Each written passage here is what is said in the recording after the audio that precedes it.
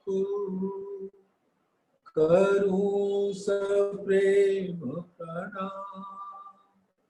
अशुभ हरन मंगल करन धनीश देव चंद्र जी। श्री प्राणनाथन जमूलपति श्री मेराज सुना। तेज कुंवरी श्यामा युगल को पल पल करूं प्रणाम। पिया जी को पल पल करूं प्रणाम। प्रथम लागू दो चरण को धनिये न छुड़ायो किन। लाख तली लाल रेड़िया मेरे जीव के यही जीवन। इन पाम तले पड़ी रहूं धनी नजर खोलो बापू। पलना वालू निर्कुनेत्र मेरे जीव के यही जीवन। मेरे जीव के जीवन।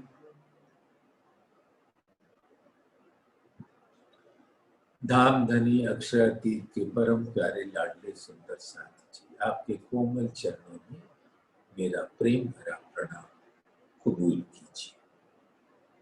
प्रणाम जी। धाम धनी की असीम अनुकंपा और मेहर से हम सभी सुंदर साथ इस सुनहरे अवसर का सदुपयोग कर रहे हैं और लाभ उठा रहे हैं वाणी में झीलने का। धाम धनी ने अपने दिल के अंदर विराजमान इल्म सागर से अपनी सभी रूहों को सुख पहुंचाने के वास्ते और परम धाम के अंदर लज्जत को और बढ़ाने के वास्ते हमें इस संसार में हमारी सुरता लाकर हमें ऐसा इल्म का रस पान कराया है जो बेर बेर बलिहारी जाऊंगा जी अपने प्राण। सुंदर साथ, हम सब कलश हिंदुस्तानी की प्रकरण 2 में झील रहे हैं सामूहिक रूप से। तो शब्द जो सीधे प्रेम के, शास्त्र तो स्यानप छल, या विद कोई ना समझ ही, बात पड़ी बड़ी है वल। सुंदर सा प्रेम के शब्द तो बहुत सीधे साधे होते हैं। प्रेमी भी सीधा होता है, प्रेमास्पद भी सीधा होता है। यानी कि आशिक और माशूक के दिल में एक दूसरे की छवि बसी होती है और दोनों नैनों से मूक बातें करते हैं। यानी मस्तिष्क का कोई काम नहीं होता, सिर्फ दिल से बातें होती है। और दिल की आवाज आवश्यक नहीं है कि इस मुंह से निकले, वो तो नैनों से पहचानी जाती है। और दिल की बात प्रेम की बात होती है और वो बहुत ही सच्ची, सीधी, सरल होती है। शब्द जो सीधे प्रेम के, शास्त्र तो स्यानप छल। और जो यहाँ के शास्त्र हैं, जितने शब्द, उसको यहाँ के साधु, संत, ज्ञानी, विज्ञानी, पंडित मौलवी, ये सारे उसका विद विद का अर्थ लगाते हैं अपनी सपने की बुद्धि से, और वो इतना संशय भरा ज्ञान होता है कि जब वो प्रेमी के सामने वो बातें आती हैं तो प्रेमी को कुछ समझ नहीं आता, क्योंकि प्रेमी तो प्रेम में डूबे रहने की बात जानता है, इसके अलावे उसको कुछ और पता होता ही नहीं। तो प्रेमी की बात इन विद्वानों के समझ नहीं आती, और विद्वानों की बात प्रेमी को समझ नहीं आती, और ये ऐसी छलपूर्ण बातें करते हैं कि अगर कोई उसके जंजाल में फंस जाए तो उससे बाहर निकल ही नहीं सकता।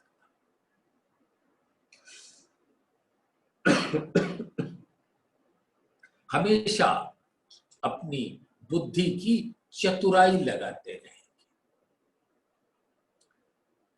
कि, और यही तो अद्भुत लेकिन गहन बात है कि प्रेमी की बात सिर्फ प्रेमी समझता है, और ज्ञानी की बात प्रेमी तो कभी नहीं समझता, और दूसरा ज्ञानी भी नहीं समझता, क्योंकि दोनों ज्ञानियों का टकराव प्रेम से नहीं अहम से होता है।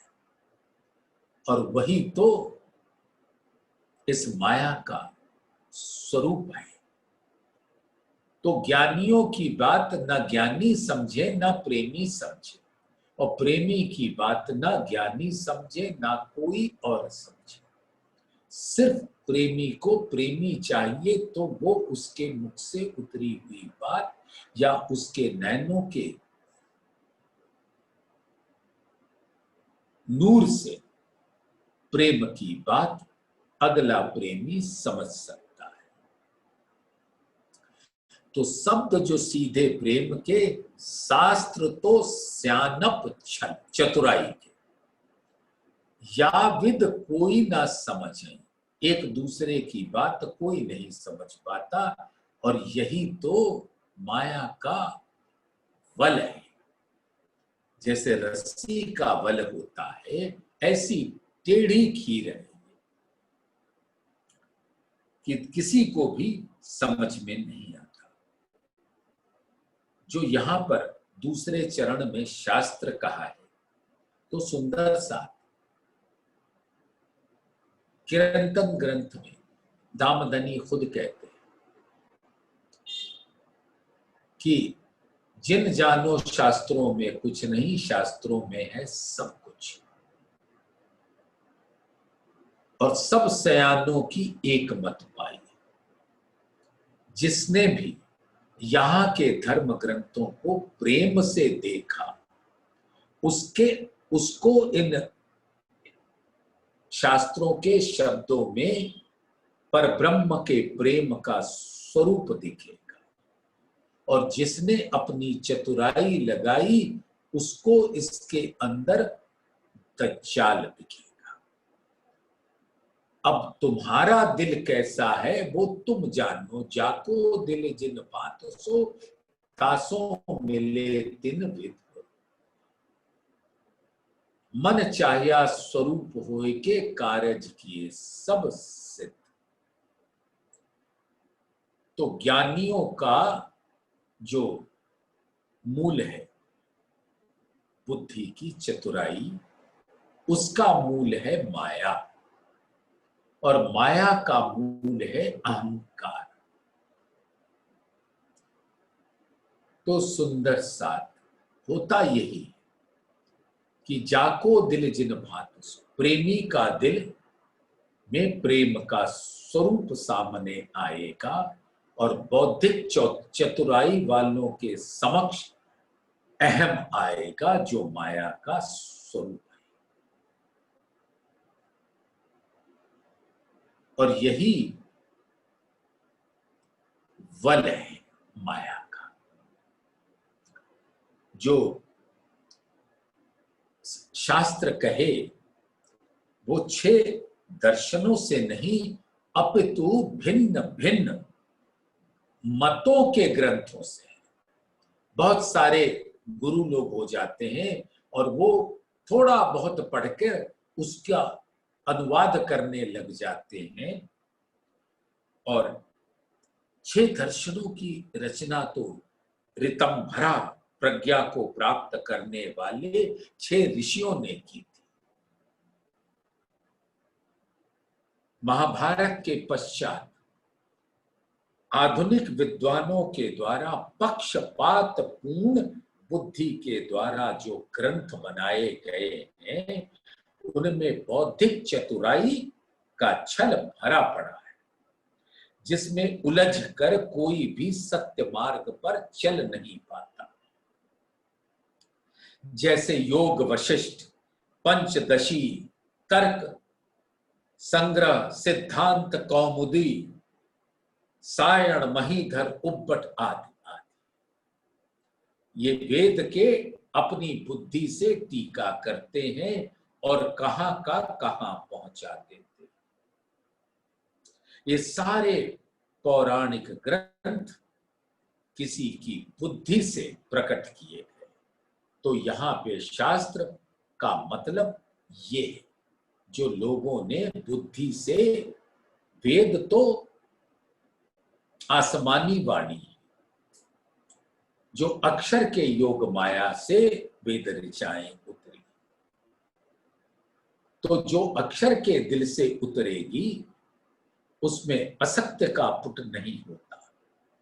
हां, असत्य के विद्वान उसको ग्रहण करके उसका स्वरूप बिगाड़ देते। तो ऐसे विद्वानों के चंगुल से बच के रहना। साधु शास्त्र जो बोलहि, सो तो सुनता है संसार, पर मूल मायने गुज हैं, सोई गुज शब्द हैं सार। ये कलश हिंदुस्तानी भी महामती जी के द्वारा प्रकट हुई। दूसरे प्रकरण में खोज की बातें हैं जो श्यामा जी और राज्य के बीच में श्याम जी के मंदिर में हुआ, और ये बातें सब देवचंद्र जी ने इंद्रावती को बता रखी थी। अब महामती जी कह रही हैं आगे सभी सुंदर साथ को सिखापन देते।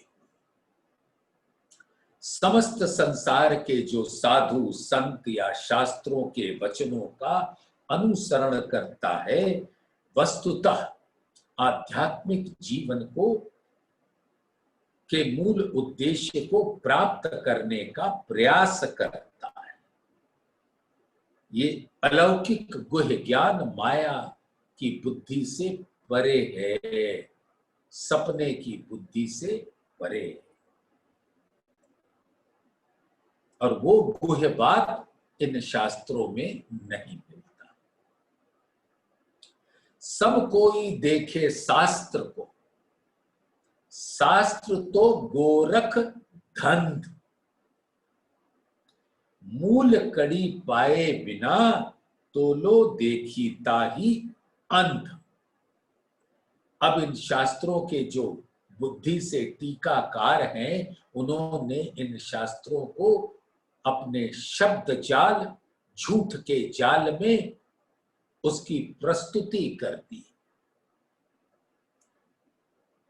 तो प्रत्येक अपने आत्मा का उत्थान करने के लिए हर व्यक्ति चाहता है शास्त्रों को पढ़े, समझे और अपनी आत्मा को जगा सके, उत्थान कर सके। लेकिन मूल वचन तो पाएंगे नहीं, और ऐसे साधु संतों के वचनों को सुनकर उसमें उलझ के रह जाएंगे। और जब तक धामधनी के आदेश से तारतम ज्ञान कोई ग्रहण नहीं करता तब तक इन शास्त्रों के मूल मायनों को कभी समझ न सकेगा, और उसके बिना तो जो भी देखेगा इन शास्त्रों में को देखकर उसका दिल अंधा ही रहेगा। ऐसा तो कोई ना मिलिया जो दोनों पार प्रकाश, मगन पिया के प्रेम में उधर भी उजास।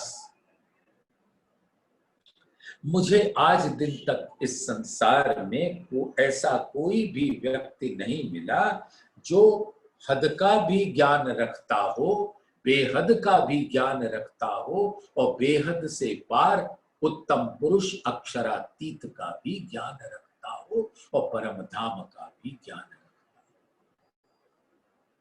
ये श्याम जी के मंदिर में अपने प्राण प्रीतम अक्षरातीत को कह रही है। जो कोई ऐसा मिले सो देवे सब सुध, सब दे सब समझा वही, कहे वतन की विद। और अगर किसी भी प्रकार से ऐसा कोई व्यक्ति मिल जाता है जिसमें ये गुण हो, जो हद का ज्ञान, बेहद का ज्ञान, बेहद से परे अक्षरातीत का ज्ञान दे सके, तो वो फिर सारी सुध दे सकता है। सब दे सब समझा वही, कहे वतन की विद। ये वतन की विद महामती जी कहती हैं कि परब्रह्म के की पहचान नाम धाम स्वरूप रूप लीला। ऐसा व्यक्ति जिसको तारतम ज्ञान जिसने दिल में उतार लिया है वही दे सकता है। और तारतम ज्ञान के जो स्वरूप हैं वो स्वयं पर ब्रह्म है। पर ब्रह्म ही पर ब्रह्म की पहचान दे सकता है।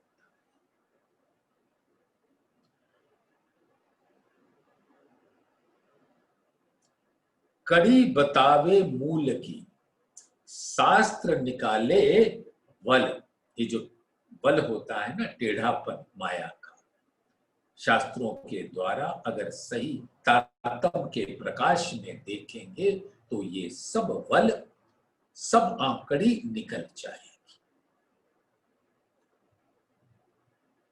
ऐसा व्यक्ति ही इस खेल के बनने और इसमें अपने मूल परम धाम से ब्रह्मात्माओं के आने का गुह रहस्य उजागर कर सकते। और गुह रहस्य क्या? सुंदर साध तू कौन आई इत क्यों कर, कहाँ है तेरा वतन, नार तू कौन खसम की दृढ़ कर कहो अच्छा। तो ये 4 प्रश्नों के उत्तर जो जानता है वो ब्रह्म का स्वरूप होता है, और वो ब्रह्म का स्वरूप ही तारतम ज्ञान का उजाला करता है। और जिसने भी इस तारतम ज्ञान को ग्रहण किया उसने नाम धाम रूप स्वरूप लीला को अपने दिल के अंदर धारण कर दिया, और वो जान गया कि माया का स्वरूप क्या है, ब्रह्म का स्वरूप क्या है, पर ब्रह्म का स्वरूप क्या है, आत्माएं कौन है, और उनकी लीला परम धाम में कैसी है, और परम धाम का स्वरूप कैसा है, और वो लीला करती हुई आत्माएं परम धाम से इस संसार में किस प्रकार से आई और क्यों आई, ये कौन बताएगा? ये तो पर ब्रह्म ही अपने ब्रह्म ज्ञान से बता सकते हैं।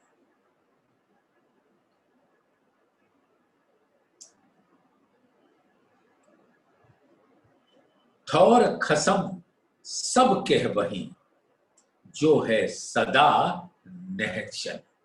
निश्चल यानी अखंड।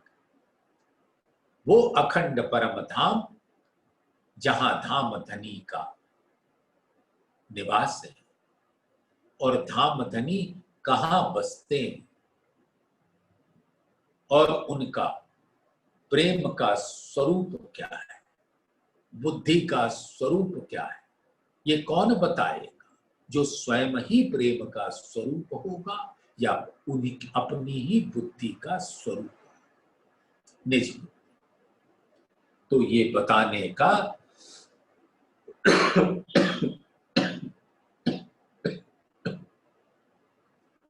सौभाग्य उसको अवश्य मिलता है जिसने धाम धनी के का प्रदत्त तारतम ज्ञान को ग्रहण किया होता है। आप ओल खावे आप में, आप पुरावे साख, आत्म को पर आत्मा नजरों आवे साक्षात। सुंदर साथ बड़ी प्यार भरी बात है। अपने दिल में ले लो और आनंद में गर्क हो जाओ। चिरंतन ग्रंथ की में ये प्रकरण है। पहले आप पहचानो रे साधु। ये धाम धनी महामती जी कह रही है। किसको? साधु जन, यानी सभी मानव जन को इस संसार में कहा जा रहा है, एड्रेस किया जा रहा है। पहले आप साधु जन पहचानो। पहले आप पहचानो रे साधु। पहले आप पहचानो। ये दूसरे चरण का आप यानी परब्रह्म।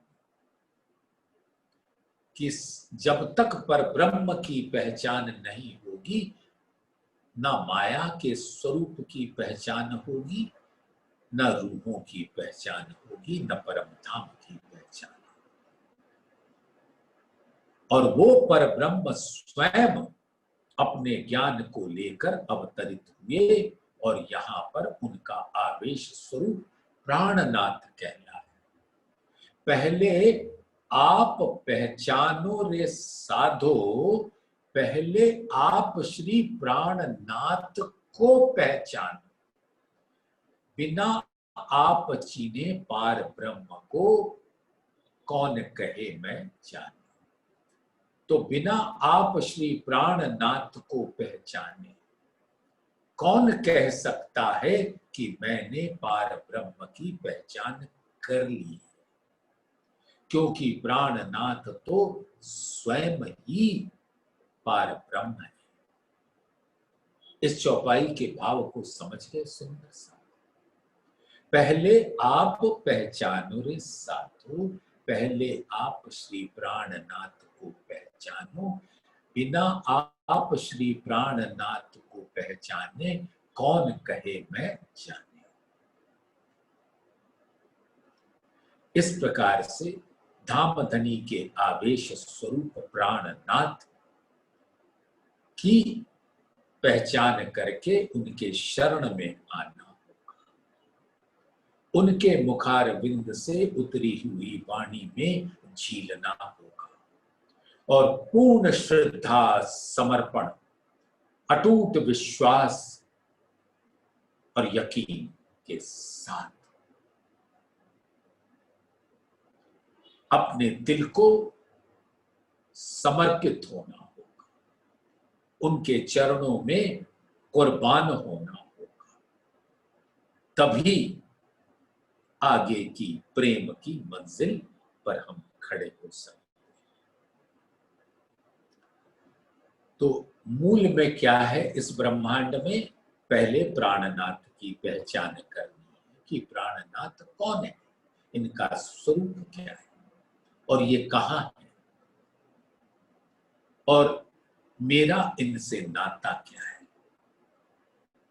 ये बातें इस संसार में तारतम्य ज्ञान के द्वारा जाहिर हो गया है। और जिसने उसके प्रकाश को अपने दिल में ले लिया, उसका मानव जीवन सफल हो गया।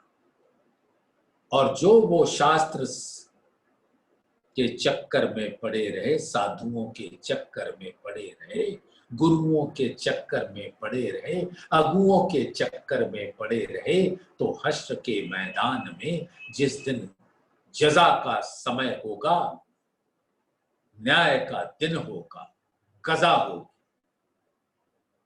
उस दिन आप देख पाएंगे कि मौला प्राणनाथ का स्वरूप क्या है। आपका जीव जब वहां अखंड मुक्ति के दरवाजे पे खड़ा किया जाएगा और उसको पूछा जाएगा, क्या तुमने प्राणनाथ की पहचान की? सर झुका के खड़े रहने के अलावे उसके पास दूसरा कोई विकल्प नहीं होगा और अपनी तिरछी पैनी नजरों से उन अगुओं के जीवों को देख रही होगी जिन्होंने उनको गरमाया था, जिन्होंने उनको दज्जाल के चंगुल में अपने बौद्धिक चतुराई से बांध दिया था। सुंदर सा ये तो हम सबकी के ऊपर जो धाम धनी की मेहर बरसती है, हम सबको बचा लेते। लेकिन दुनिया में ऐसे बड़े खोजी जो चाहते हैं पर ब्रह्म के प्रेम को पाना, पर ब्रह्म के स्वरूप में कुर्बान होना, लेकिन ऐसे अगुओं को जो घायल सांप को चींटियां लगियां बिना हिसाब, क्यों इन अगुओं को दुनी मिलकर देसी ताब।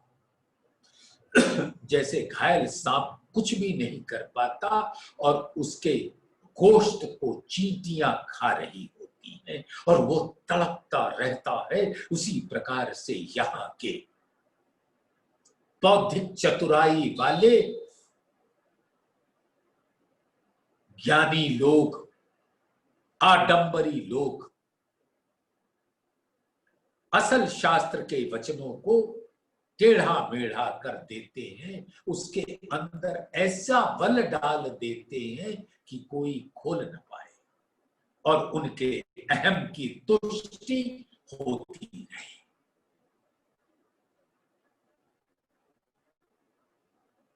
तो सुंदर साथ एकमात्र सहारा है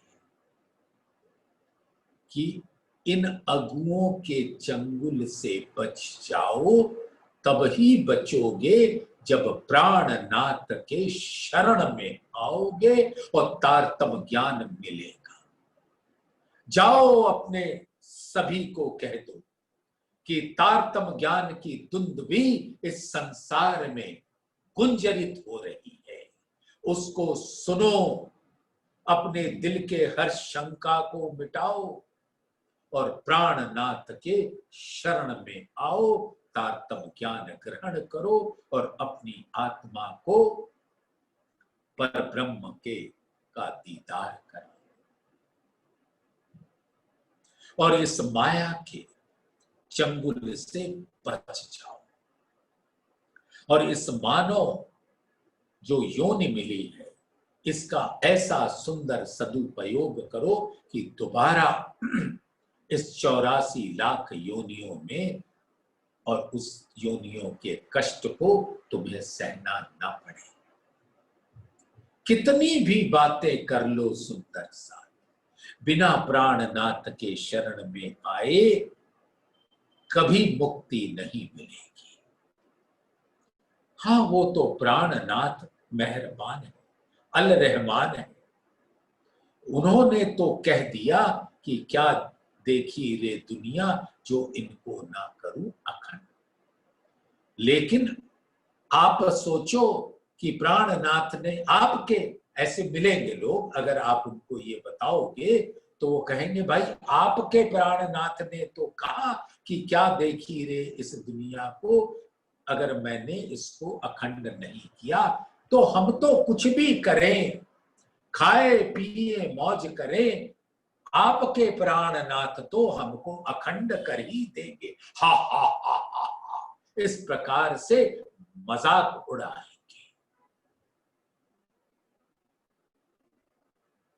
और इनको कितनी तकलीफ होगी, कितना पश्चाताप होगा जब प्राणनाथ महबूब मौला के सुंदर नूरी स्वरूप को हश्र के मैदान में देखेंगे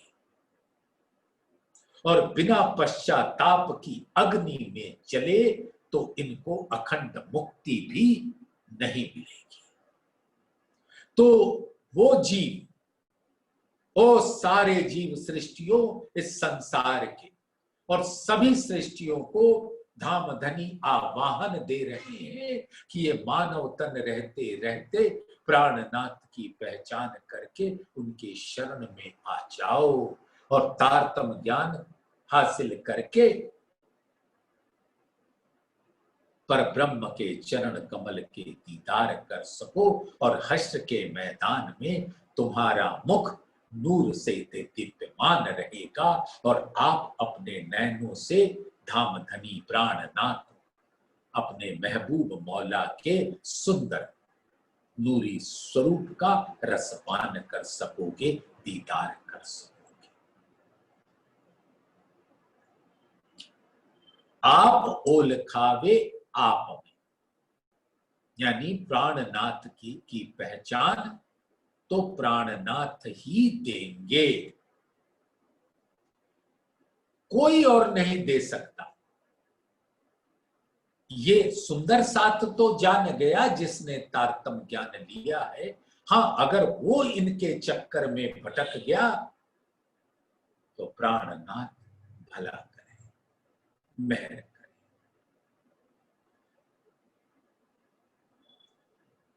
वो अगर कहीं इन अगुओं के चक्र में फंस गए, तारतम ज्ञान हासिल होने के बाद भी, तो वो हश्र के मैदान में जब पश्चाताप की अग्नि में जलेगा तो अत्यधिक तकलीफ होगी। हाँ, वो जीव जिनको कोई गुरु नहीं मिला, अगुए तो बिल्कुल नहीं मिले, वो कोरा स्लेट है, वो तो बस पैदा हुआ, उसने अपने माँ बाप को देखा, विद्या अर्जित करो, धन कमाओ, शादी करो, बच्चे पैदा करो, उनको पालो और रोग ग्रसित होकर मर जाओ। इसके अलावे बेचारे को कुछ और पता ही नहीं था, तो उसको दोष कैसे दे?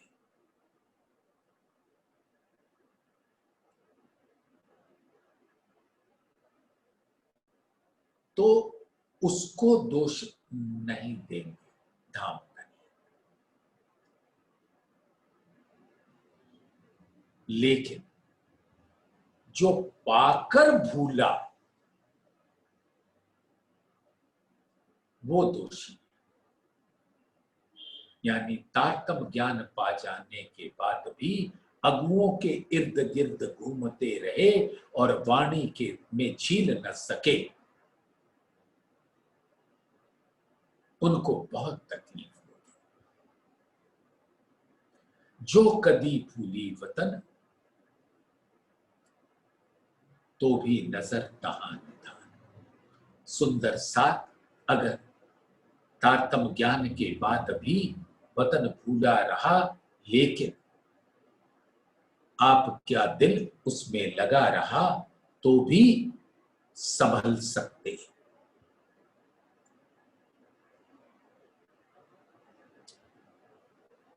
और आप प्राणनाथ ही पर ब्रह्म की साक्षी देकर आपके दिल को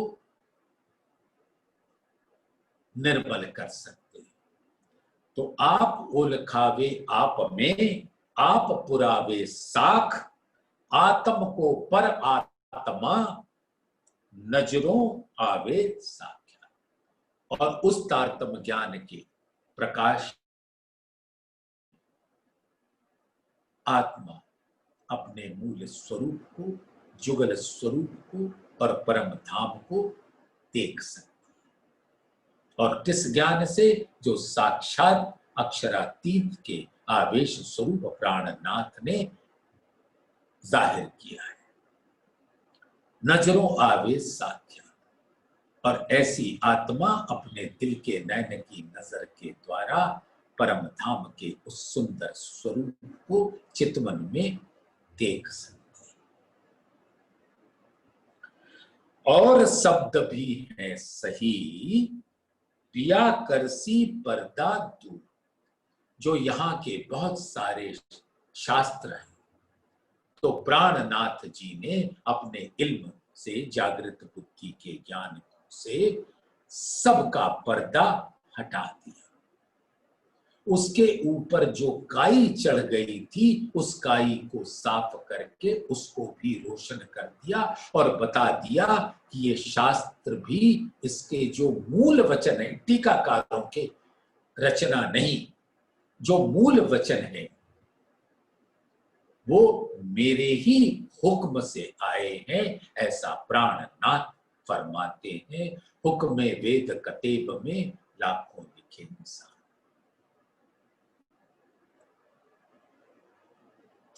और शब्द भी हैं सही, पिया करसी पर्दा दूर। सब मिल कदमों आवसी, तब हम पिया हजूर। और तारतम ज्ञान के द्वारा हर शब्दों में जो शंका थी, उसको, उस पर्दे को, पर्दा ही शंका है और ये पर्दा ही माया का स्वरूप है जो शंका है। और उस शंका को पूरी तरह से धामधनी प्राणनाथ अपनी जागृत बुद्धि के ज्ञान से हटा देते हैं। जिसने जिस शास्त्र को पढ़ा हो, आज तक प्राणनाथ के तारतम ज्ञान को पाने के बाद उन शास्त्रों के शब्दों में वो पहचान लेगा कि परब्रह्म का स्वरूप क्या है। भविष्य पुराण में पहले ही कहला दिया था कि आद अनाद से लोग पार ब्रह्म की खोज कर रहे हैं, लेकिन इस जागनी के ब्रह्मांड में 28वें कलयुग में पार ब्रह्म अपनी आह्लादनी अंग श्यामा जी और अपने आत्म दुल्हन आत्माओं के साथ पधारेंगे। आत्म दुल्हन श्यामा जी भी हैं और उनके अंग स्वरूपा रूहें भी पधारेंगे और वो ज्ञान देंगे जिससे ये सारे जीव सृष्टि अखंड मुक्ति को प्राप्त कर लेंगे, अगर वो उसको ग्रहण करेंगे, अपने दिल में लेंगे और प्राणनाथ के शरण में आएंगे। तो आप सोचो, कुछ भी न करो, खाओ पियो मौज करो और सुंदर साथ होकर अगर आपने ऐसी हरकत की कि वाणी, पहले तो कई सुंदर साथ ऐसे हैं जो तारतम ले लेते हैं लेकिन अपने घर में राज्य को यानी वाणी को लाकर पधराते नहीं। सुंदर साथ एक बात जान लेना, हर सुंदर साथ, वैसे आपको तो मैं कह रहा हूं, आप तो सब प्रबुद्ध हो, सब ज्ञानी हो, सब उसमें डूबे रहते हो, लेकिन अगर कोई सुंदर साथ आपको ऐसा मिल जाए तो उसको अवश्य बता देना कि ये जो पूर्ण जुगल कुलजम स्वरूप है उसको दो लाना,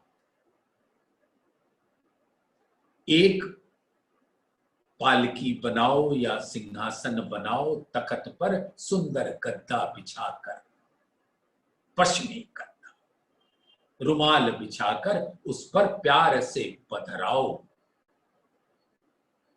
अगर जुगल जोड़ी मुकुट ना मिले तो माला ही पहना दो, और वो माला अगर पहना सको जो सुंदर श्री परिणामी ने या तो श्री गुम्मट जी के स्वरूप से उतारा हुआ हो, या बंगला साहिब के स्वरूप से, या धनी देवचंद्र जी के स्वरूप से, या श्यामा जी के स्वरूप से, या चौपड़ा मंदिर में अक्षरातीत के उस स्वरूप से जब आकर वो विराजमान हुए, और या खीजड़ा मंदिर के स्वरूप से उतारे हुए आभूषणों को पहना दो। कोई आवश्यक नहीं है कि महंगा महंगा बागा और महंगा महंगा जुगल जोड़ी, यानी 2 मुकुट, उसको जुगल जोड़ी कहा जाता है, पहनाओ। आपके दिल में जो धाम धनी का स्वरूप हो उसको मुकुट पहनाओ। अपने दिल के अंदर झांकोगे तो धाम धनी का नूरी मुकुट अपने खिलवत रूपी दिल में नजर आएगा। सुंदर सा इन प्यार भरी वचनों को सुनो, दिल में ग्रहण करो, और दूसरा रहल पर गद्दा बिछाकर दूसरी वाणी राज्य का ही स्वरूप है, तो एक से आप पढ़ो, गुनो, मनन करो, मथो, और जब भी चर्चा सुनने का अवसर मिले वाणी को खोल देखो। वाणी खोल प्राणनाथ, और चर्चा सुनते जाओ, वाणी को निहारते जाओ, और उस वाणी में जीते जाओ। और ये हमारा नित्य प्रतिदिन का कार्य होना चाहिए, वाणी मंथन। और वाणी मंथन के बाद चित्त, सेवा पूजा भी करो, जैसे हम धाम धनी को 5वीं भौम में उठापन करते, वो सारी लीला को दोहरा सकते, सेवा पूजा करके उसको अपने दिल में रख सकते। लेकिन वो सुंदर साथ जो फना है, कुर्बान है, वो सागर सिंगार के जो शब्द हैं उसको ग्रहण करे तो उसके आत्मा की सेवा पूजा उसको कहते। अब ये तो आपके और हमारे ऊपर निर्भर करता है कि हम किस प्रकार से वाणी और चितवन का सहारा ले लें।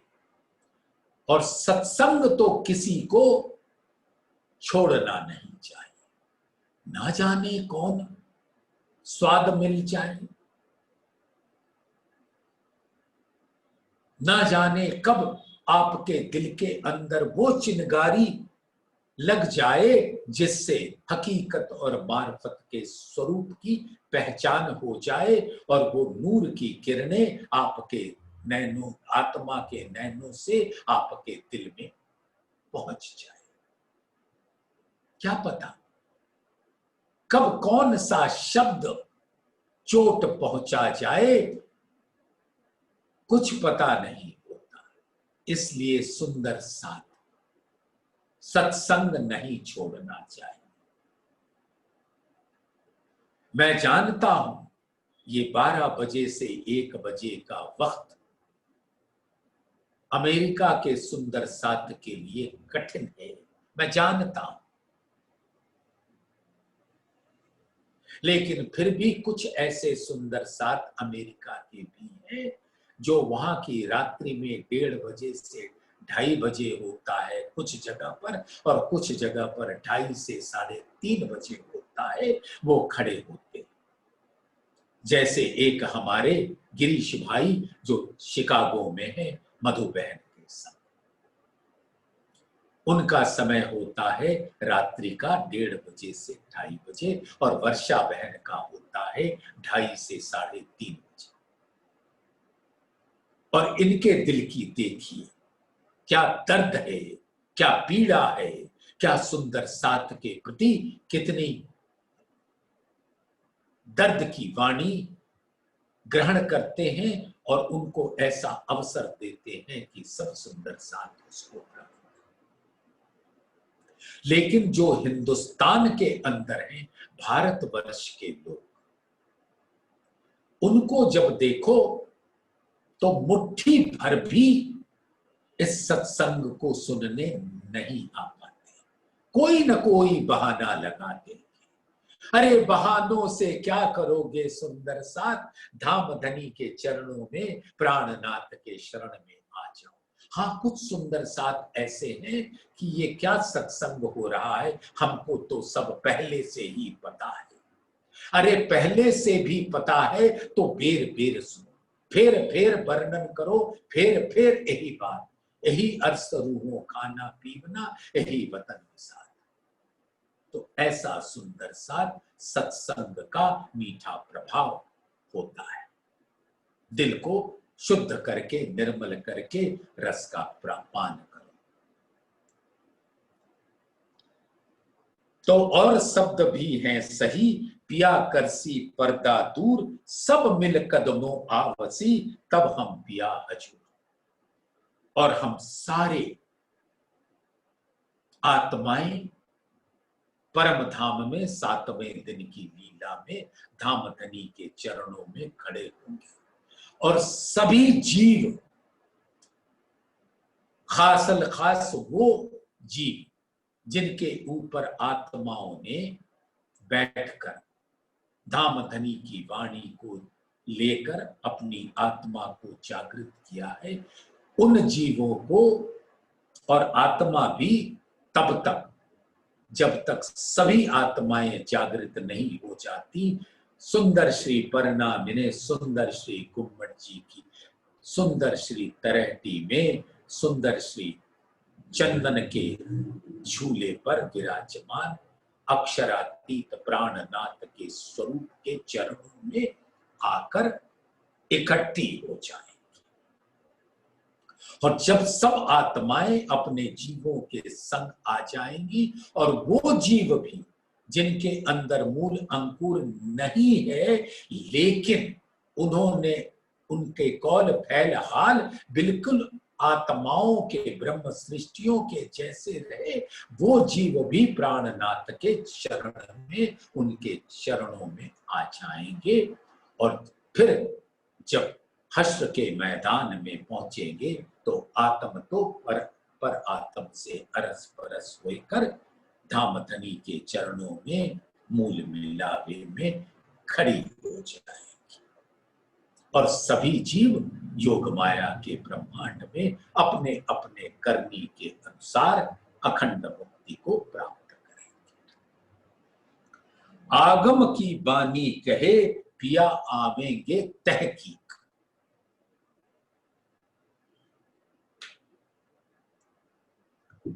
तो भविष्य पुराण जिसमें भविष्य की बातें कही गई हैं धाम धनी के हुक्म से, आगम की बानी कहे पिया आवेंगे तहकीक। उन्होंने ये बता रखा है कि धाम धनी अक्षरातीत प्राणनाथ के स्वरूप में इस ब्रह्मांड में आएंगे अपनी आत्माओं के साथ उनको जागृत करने के वास्ते। सुंदर साथ इस संसार में तारतम ज्ञान तो बहुत लेते हैं और समुदाय में जमात में सुंदर साथ के जमात में शामिल भी हो जाते हैं, लेकिन और प्राणनाथ को वैसे ही पूजा करते हैं जैसे एक साधारण जीव सृष्टि आरती घुमाती है, अगरबत्ती लगाती है, भोग चढ़ाती है, जैसे कोई भगवान जी आ गए और उन्होंने ये करना शुरू कर दिया। इस भाव से प्राणनाथ को की सेवा करते। और किसी ने वाणी के द्वारा असल बात जानी कि धामधनी अपनी आत्माओं के संग यहां क्यों आए, क्या जीवों को अखंड मुक्ति देने के वास्ते आए? अगर सिर्फ यही करना था तो आद अनाद से इतनी बार ये ब्रह्मांड बनाया, पहले क्यों नहीं आए?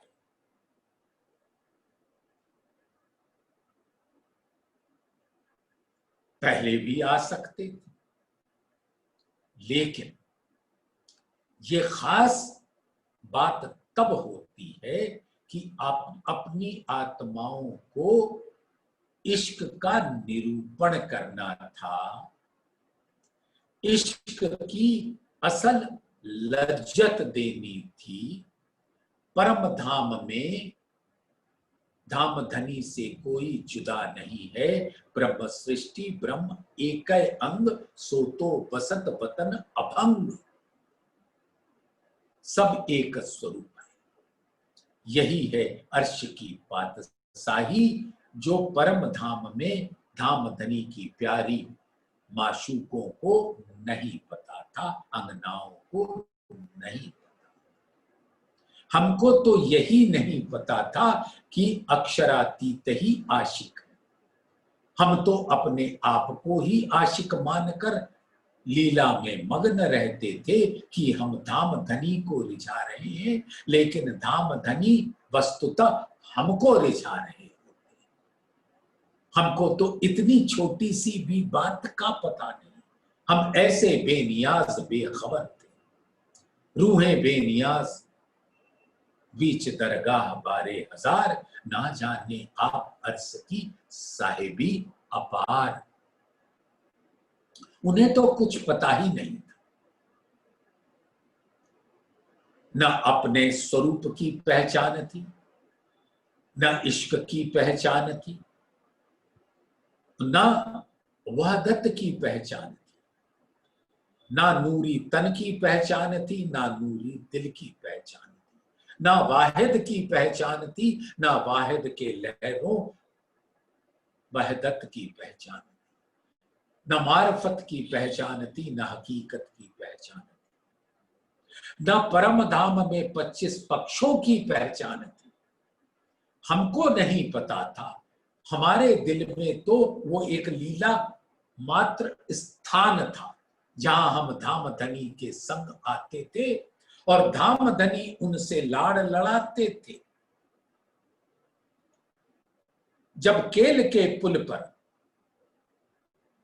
हम पहुंचते हैं अपने प्राण प्रीतम के साथ, सभी सखियों के साथ, जुगल स्वरूप के साथ, तो हम तो झूले पे बैठकर झूल रहे होते हैं और अपने प्राण प्रीतम से रस को पान कर रहे होते हैं। लेकिन धामधनी अपने दिल से मूक प्रेम केल के पुल को पिला रहे हैं और हिंडोलों को भी पिला रहे हैं, और उस पे जो साज से चा बिछी है उसको भी पिला रहे हैं। और हम तो झूलने में मग्न हैं। हमने तो कभी देखा नहीं कि ये केल पुल के सुंदर सुंदर थंभ भी हमारे प्राण प्रीतम राजी के स्वरूप हैं, और इसके अंदर उनका दिल और मेरा दिल विराजता है। ये सब उस वाहिद के वाहिद स्वरूप हैं, आत्माएं हैं। जैसे मैं आत्मा, वैसे ये केल का पुल का हर स्वरूप पांचों ओम का आत्मा। नहीं मान तो ये जानकारी देने के वास्ते धामधनी हमको यहां पर ले आए, जहां वो ऐसा मधुर माधुर्यता के रस से भरा हुआ इल्म दे सके कि उनकी आत्माएं वो सारी बातें जानने के बाद जब परम धाम में 7वें दिन खड़ी होंगी और धाम धनी के नजरों से नजरें मिलाकर मूल मिलावे के थंभों को जब देखेंगी तो मानो वो सारे थंब ऐसा मूल मेला होगा कि चंद्रमा भी उतर आएगा, थंब भी आ जाएंगे और सबके नूरी कोमल चेतन स्वरूप हमको आलिंगन बद्ध कर लेंगे और हम सबके बीच में ऐसी मधुर माधुर्यता के रस से भरी बातें होंगी कि उसका नजारा ही कुछ और होगा। तो ये बात तो धाम धनी ने दिल में ली कि अपनी प्राण प्रियाओं को, ब्रह्मात्माओं को अपने दिल के सभी भेद यानी हकीकत के भेद, मार्फत के भेद, इश्क के भेद, इल्म के भेद, मेहर के भेद, नूर के भेद, नीर के भेद, वहदत के भेद, सौंदर्य के भेद, निस्बत का भेद, ये सारी का निरूपण कर दे, जिससे जब इन सागर की लहरों में रूहें हमारे संग लीला विलास करेगी तो उन लहरों से बातें करेंगी, उनसे अटखेलियां करेंगी। तो आगम की बानी कहे पिया आवेंगे तहकीक, आएंगे और अपनी रूहों को ये गुह भेद अपने दिल के बताने के वास्ते आएंगे। तिन आशा मेरी बंधी पूरन आई प्रतीत कि अब महामती जी फरमाती कि मुझे ये विश्वास है कि धाम धनी अवश्य आएंगे और मुझे आकंठ अपने प्रेम में डुबाकर आलिंगन बद्ध कर लेंगे। मन चित्त बुद्ध दृढ़ किया, पिया ना करें निराश, अपनी आत्माओं को कभी भी निराशा के गर्त में धनी नहीं डाल सकते। ये तो यहाँ के देवी देवता भगवान है, जो अगर उनको उनकी सेवा न करो तो न जाने कौन से कष्ट के कुंड में झोंक देंगे, लेकिन प्राण प्रीतम कभी सजा नहीं देते। सजा और इनाम उनके शब्दावली में नहीं है, सिर्फ प्रेम है, प्रेम है, प्रेम है। और प्रेम देकर निराशा की कोई लकीर वहां नहीं खींचती। प्रेम का ऐसा गहरा रंग होता है कि उस पे कोई लकीर नहीं खींच सकती। इल्म से लकीरें तो खींचती हैं, लेकिन जब प्रेम का रंग चढ़ जाता है उसके बाद कोई भी लकीर नहीं खींचती। ना संशय की ना बुद्धि की, बस प्रेम ही प्रेम होता है। वहां कोई सजा का प्रावधान नहीं होता। जब यहाँ के जीव ने प्रेम का अनुसरण करके धाम धनी के चरणों में आ गए, मन चित्त बुद्ध दृढ़ किया। अब मैंने अपने अंतस्करण में, महामती जी फरमाती हैं, और महामती जी के अंदर जो श्यामा जी विराजमान हैं, जैसे श्याम जी के मंदिर में अपने दिल की बात मानो धाम धनी को कह रहे हैं और वो महामती उनको शब्दों में बयान कर रही है, लेकिन शब्द है श्यामा जी के। मन चित्त बुद्ध दृढ़ किया। श्यामा जी के दिल में ये पहले से बात थी कि मेरे प्राण प्रीतम मुझको कभी भी निराश नहीं करेंगे और अपने अखंड स्वरूप के साथ दर्शन भी देंगे और मिलन भी करेंगे। और हमारे साथ प्रेम की लीला में हमको रस पहुंचाएंगे और हमको झीलने का सुअवसर देंगे। मन चित्त बुद्ध दृढ़ किया, पिया न करें निराश। महामत निश्चय कहें, निश्चय ही महामती जी कहती हैं कि श्यामा जी उनके दिल से कह रही है कि जितनी भी खोज के दौरान से वो गुजरे, वो सब अंतोतगत्वा विलास में परिणीत होगा और धामधनी अपने अंगों का सुख देकर ऐसा रसपान कराएंगे कि हम उसमें झीलते ही रहेंगे और कभी भी हमारी आत्मा तृप्त नहीं होगी। ऐसे रस का पै दर पे अखंड रूप से रसपान करती है। तो इसी चौपाई को सुंदर साथ प्यार से दोहरा लो। मन चित्त बुद्ध दृढ़ किया, पिया ना करें निराश। श्री महामत नेहचे कहें, होसी दुल्हे सो विलास, होसी दुल्हे सो विलास। बोलिए श्री प्राणनाथ प्यारे की जय, बोलिए श्री सतगुरु महाराज की जय, धाम धनी की जय, सर्व सुंदर साथ की जय। प्रणाम सुंदर साथ जी, प्रणाम।